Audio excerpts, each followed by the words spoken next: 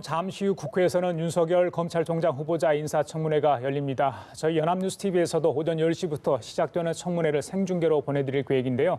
정치권은 물론 검찰과 경찰도 촉각을 곤두세우고 있는 민감한 이슈가 상당히 많습니다. 네, 오늘 청문회가 어떻게 전개될지 정치부 한지희 기자, 사회부 나확진 기자와 함께 쟁점들 하나씩 짚어보겠습니다. 예, 어서 오세요. 예, 먼저 한 기자, 글쎄요, 지난번에 대통령이 지명한 이후에 정치권에서도 많은 논란이 됐었는데 야당 쪽에서 많이 벼르고 있는 것 같아요. 또 여당도 그만큼 또 방어를 하려고 노력을 하고 있는 것 같은데 청문회를 앞두고 법사위 위원들 일부 교체가 좀 있었다고 들었습니다. 네, 그렇습니다. 한국당 공격을 맡았는데요. 정가윤 의원 대신에 김진태 의원을 투입을 했습니다. 김진태 의원은 검사 출신으로 윤 후보자보다는 연수원 5년 선배거든요. 또 19대에는 법사위원, 20대 때는 법사위 간사를 맡은 경험이 있습니다. 김 의원은 자신의 SNS를 통해서 윤석열은 본인이 잘 안다. 적폐 수사 공로로 그 자리에 올랐지만 본인 스스로가 적폐의 장본인이라고 말하며 청문회 소감을 밝히기도 했습니다. 또 지난 5일에는 청문회와 관련한 별도의 기자회견을 열 정도로 강한 의혹을 보였습니다. 또 여기에 한국당은 이완영 전 의원의 의원직 상실로 공석이던 이 법사위원 자리에 검사 출신인 정점식 의원까지 합류를 시켰습니다. 수비를 맡은 민주당은 조홍천 의원 대신 지난 원내지도부에서 원내수석 부대표 대행을 지낸 이철희 의원을 투입합니다. 자, 이 지점에서 법조인 출신도 아니고 법사위 활동 경력도 없는 이 의원을 왜 투입했을까 좀 궁금하실 텐데요. 이 의원은 여당 내 대표적인 전략통에다가 또 종편 시사 프로그램에서 활약한 점에 비춰보면 한국당의 공세에 달변가로 맞서겠다는 전략으로 풀이됩니다. 물론 전투력도 만만치 않고요. 또 조홍천 의원이 윤 후보자가 국정원 댓글수사 팀장일 때 청와대 공직기강 비서관이었던 만큼 불편한 상황을 피하겠다는 의미로 보입니다. 네, 조금 전 모습입니다. 윤석열 검찰총장 후보자 청문회장으로 입장하는 모습 함께 보셨고요. 잠시 후 10시면 청문회가 시작될 예정입니다. 오늘 청문회 진행이 좀 순탄하게 잘 이루어질지 이 점도 좀 궁금합니다. 어떻게 예상하십니까? 네, 일단 이번 청문회를 앞두고 여야가 채택한 증인이 5명인데요. 윤우진 전 용산 세무서장 뇌물수수 의혹 사건과 관련해서 윤 전 서장 등 4명, 윤 후보자 배우자 주식 투자와 관련해서 권오수 도이치 오토모빌 그룹 회장입니다. 하지만 윤 전 서장은 증인 채택 전에 이미 해외에 출국한 상태라 오늘 청문회장에 출석하지 않을 것으로 보이는데요. 네. 이 부분에 대해 자유한국당 일각에서 문제를 제기하는 만큼 본 청문회 진행에 앞서 논란이 될 소지가 있어 보입니다. 예, 잠시 후 10시부터는 윤석열 검찰총장 후보자의 인사청문회가 열리게 됩니다. 그래서 17명의 청문위원들이 윤 검찰총장 후보자를 상대로 다양한 문제에 질의를 할 것으로 예상이 되고 있습니다. 잠시 후 10시에는 윤 검찰총장 후보자가 청문회장 앞에 서서 선서를 하고요. 모두 발언을 이어서 본격적인 질의응답이 있을 것으로 보입니다. 자, 한 기자, 윤석열 후보자 지난 금요일에 먼저 이 사전 서면 답변서를 보내잖아요. 국회의원들의, 이 청문위원들의 여러 가지 얘기 핵심 쟁점에서 답을 한 것으로 알고 있습니다. 그것만 봐도 뭐가 논란이 될지 좀 대충 좀 짐작을 할 수 있을 것 같아요. 네, 그렇습니다. 이번 청문회의 핵심 쟁점은 도덕성 논란입니다. 특히 윤우진 전 용산 세무서장의 뇌물수수 사건이 청문회를 뜨겁게 달굴 것으로 보이는데요. 윤 전 세무서장은 윤 후보자의 최측근으로 분류되는 윤대진 법무부 검찰국장의 친현인이기도 합니다. 네. 여기서 왜 논란이 되냐면 이 사건은 2012년으로 거슬러 올라갑니다. 한국당 주광덕 의원에 따르면 윤 전 세무서장은 2012년도에 육류 수입업자 등으로부터 뇌물을 받은 혐의로 조사를 받다가 해외로 도피를 합니다. 그러다가 8개월 뒤에 잡혔는데 문제는 검찰에서 무혐의 처분을 받았다는 겁니다. 네. 무혐의로 풀려나는 과정에 당시 중앙지검에 있던 윤석열 부장검사가 윤 전 세무서장한테 대검 중수부 출신 변호인을 소개해줬다고 의심하고 있는 건데요.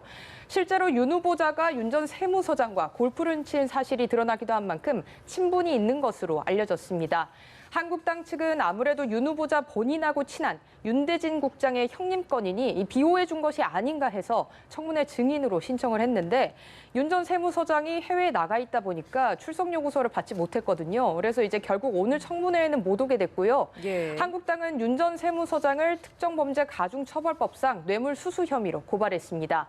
또 윤 후보자가 윤 전 세무서장한테 소개했다는 대검 중수부 출신 변호인의 행방도 오리무중이어서 야당에서는 이 도피나 다름없는 거 아니냐 이러면서 이제 반발하고 있는 상황입니다. 네, 부분에 대해서 야당이 어떻게 공세를 할지 좀 지켜봐야 될 것 같고 도덕성 문제가 쟁점이다라고 이야기를 해주셨는데 또 다른 도덕성 중에 하나가 처가 문제인 것 같습니다.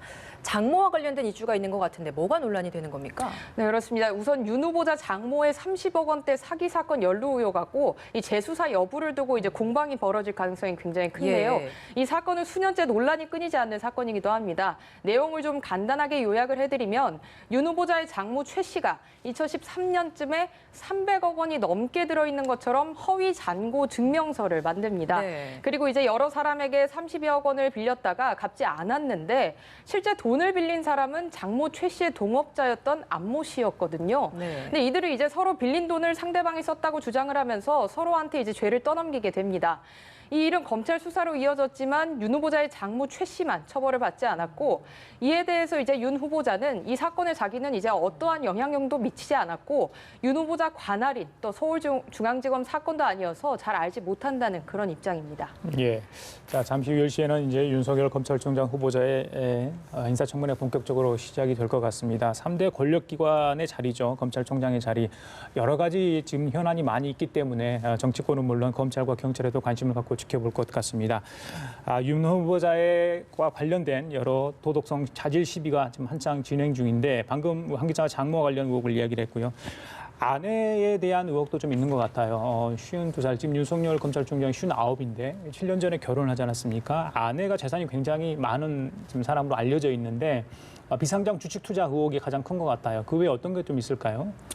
네, 일단 비상장 주식 거래부터 좀 설명을 드리면요. 윤 후보자의 아내 김 씨와 관련해서는 이 특혜성 비상장 주식 거래가 이제 좀 도마 위에 올랐습니다.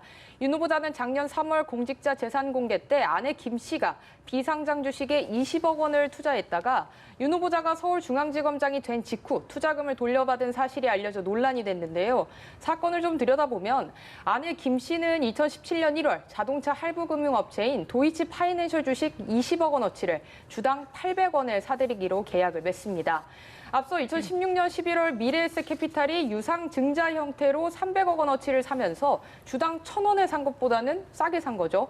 이를 두고 윤 후보자의 영향력을 의식해서 김 씨에게 헐값의 주식을 판 것이 아니냐 이런 의혹이 제기된 상태입니다. 또 법사위는 이 비상장 주식에 수십억 원을 투자한 경위 확인을 위해서 당시 김 씨에게 주식 매수를 권유했던 권오수 도이치 파이낸셜 대표를 증인으로 채택을 했습니다.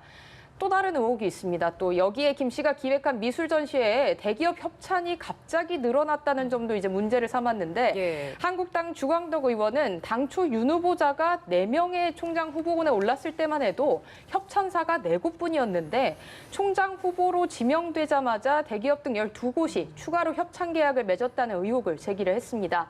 다만 윤 후보자가 답변서를 통해서 이 같은 의혹은 모두 사실 무근이다 이렇게 선을 그은 만큼 야당과의 좀 불꽃 공방을 피하기는 어려워 보입니다. 예, 쭉 도덕성과 관련된 부분에 대해서 쟁점을 짚어봤는데 사실 검찰총장 후보자이다 보니까 무엇보다 이번 검찰 개혁과 관련된 입장도 주목되는 부분입니다. 아직까지 공식 입장을 한 번도 내놓지 않다가 최근에 서면 질의 답변서에서 처음으로 공개 입장을 밝혔잖아요. 어떤 내용들이 좀 있었습니까? 네, 윤 후보자는 일단 수사권 조정 논의와 관련해서는 이미 입법 과정에 있고 최종 결정은 국민과 국회의 권한인 만큼 공직자로서 국회 결정을 존중하겠다고 밝혔습니다. 다만 형사사법 시스템은 국민 권익과 직결돼 한치의 시행착오가 있어서는 안 된다는 단서를 달았습니다. 예. 또 검찰총장으로 취임하게 되면 국회 논의 과정에 의견을 제출하겠다고 밝혔습니다. 즉 수사권 조정안에 대해서 큰 줄기에서는 현재 진행된 과정을 존중하지만 경찰의 수사 종결권 부여와 같은 구체적 사안에서는 앞으로 의견을 제출하겠다는 뜻으로 해석이 됩니다.